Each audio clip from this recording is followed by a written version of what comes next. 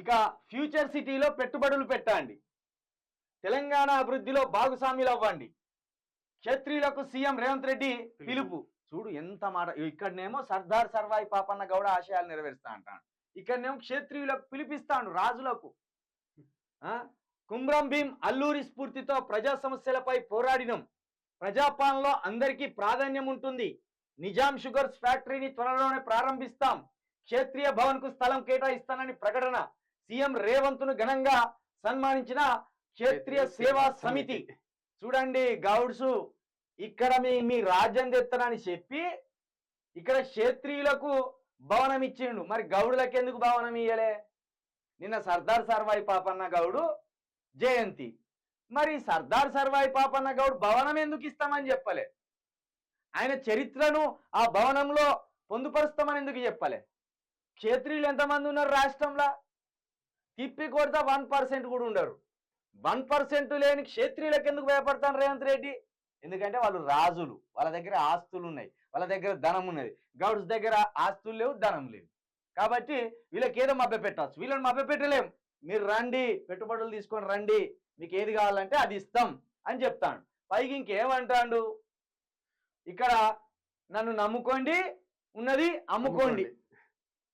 ఇక ఆ పని చేస్తాండి. ఈడ ఫ్యూచర్ సిటీ ఆట అంతా మాయ, ఒక అభూత కల్పన కల్పిస్తాడు. సిటీ లేదు, జాగే లేదు, దానికి రూపకల్పనే లేదు, ఉన్న పెట్టుబడులే వెనకపోతాయి. నిన్ను నమ్మేవాడు వస్తలేడు, నువ్వు ఫ్యూచర్ సిటీ కడతావట. ఉన్న హైదరాబాద్ సిటీనే చక్కదిద్దు సరిపోతుంది, ఇంకా హైదరాబాద్ సిటీకి మించి ఫ్యూచర్ సిటీ. రియల్ ఎస్టేట్ మొత్తం పడిపోయింది. రియల్ ఎస్టేట్ నమ్మిన వ్యాపారాలు వెనకపోతాను. కాబట్టి ఇక్కడ చూడు, ఈ రేవంత్ రెడ్డి ఎవరికి ప్రాధాన్యత ఇస్తున్నా అనేది మనం అర్థం చేసుకోవాలి. ఏది ఇంకా ప్రజాపాలనలో అందరికీ ప్రాధాన్యమాట. ఏది ఎంతమంది గౌడ్లకు మంత్రి పదవులు ఇచ్చినావు? ఎంతమంది రెడ్డిలు ఉన్నారు మంత్రులు? 4-5 ఏమో మంత్రులు ఉంటారట రెడ్డిలు. ఏది 4% ఉన్నోళ్ళే. మరి ఇక్కడ గౌడ్స్ ఎంతమంది ఉన్నారు?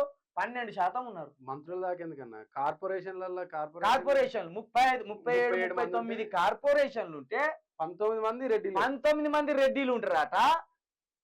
గౌడ్కి ఒక్కరికి కూడా లేడు కార్పొరేషన్ పదవి. ఎస్సీ ఎస్టీ మైనార్టీలు కలిపి 12 మంది. దాంట్లో ఒక ఎస్సీ ఆయనకు ఒకటి, ఎస్టీ ఆయనకు ఒకటి, ఎస్టీ ఆయనకు 2, మైనార్టీలకు 4, మిగతా బీసీలల్లా ఆళ్ళొకలకు ముష్టి పడేసినాడు పడేసిన్లు. వీళ్ళేమో 19 మంది, వీళ్ళు అయ్యేలా జాగిరి అన్నట్టు వచ్చి కూర్చున్నారు. ప్రతి కార్పొరేషన్ వీళ్ళ చేతుల్లోనే. మళ్ళీ ఇప్పుడు హైదరాబాద్ డీజిల్ గానీ డిస్ట్రిక్ట్లలో ఉన్న డీజిల్ గానీ మొత్తం రెడ్డిలే. హైకోర్టు జనరల్ జడ్జి గారే రెడ్డి. ఇక ఈ నిన్నగాక మొన్న కోదండరామరెడ్డి గారిని తీసుకొచ్చి కూర్చోబెట్టిండు. ఇలా కోదండరామరెడ్డి హైలైట్. మొన్న శంకరన్న ఇంటర్వ్యూ చేస్తే ఒక మధ్యలో ఒక జర్నలిస్ట్ రెడ్డి అనొద్దు, నేను కోదండరామ్ని, నాకు పేరుంది దాన్నే విలువని, నిన్ననేమో ప్రమాణ చేసేటప్పుడు కోదండరామరెడ్డి నేను అని చెప్పేసి చేసింది. కోదండరామరెడ్డిని ఆయన కులతత్వం పోదు, ఆయన కుల స్వభావం పోదు.